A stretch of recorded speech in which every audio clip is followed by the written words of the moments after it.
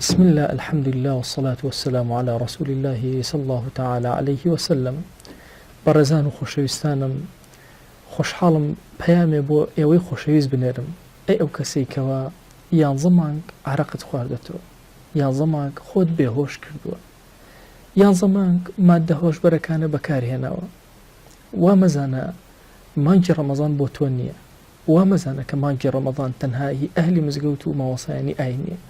دڵنیاتەکەمەوە تۆ ئەتوانی پێش مامۆسایانی ئاینی بدەیتەوە. ئەکرێ بە تەوبەیەکی جوان و گەڕانەوە بۆ ناو مزگەوت، خی گەورە هەرچی دەرگەکانی خێرە بەسەر تاواڵاکە. زۆر کات کەسێک دێ پێ ئەوترێ ئەلئەخیر الئەوەل، ئەخیر کەسە هاتووە بەڵام پێش هەموو ئەهلی مزگەوت ئەداتەوە، پێش هەر هەمویان ئەکرێ.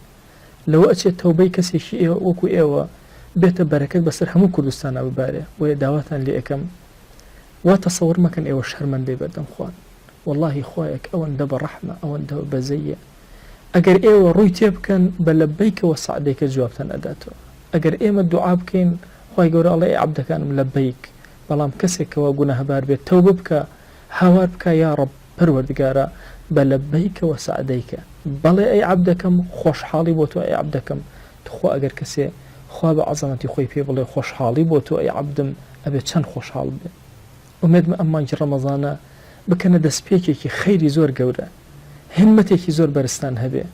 ئێوە ئەزانم دڵتان زۆر پاکە، ئەزانم سەخاوەتتان زۆرە، ئەزانم صفاتی زۆر پیاوەتی و مەردایەتیتان تایە.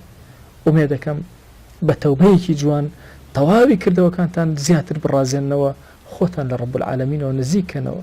حرمەتی ئێوە لە مانگی پیرۆزی ڕەمەزان، حرمەتی ئێوە لە هەموو گەلی کورد، حرمەتی ئێوە لە مانگی پیرۆزی ڕەمەزان، بەرزبوونەوەتانە لای ڕەب العالەمین.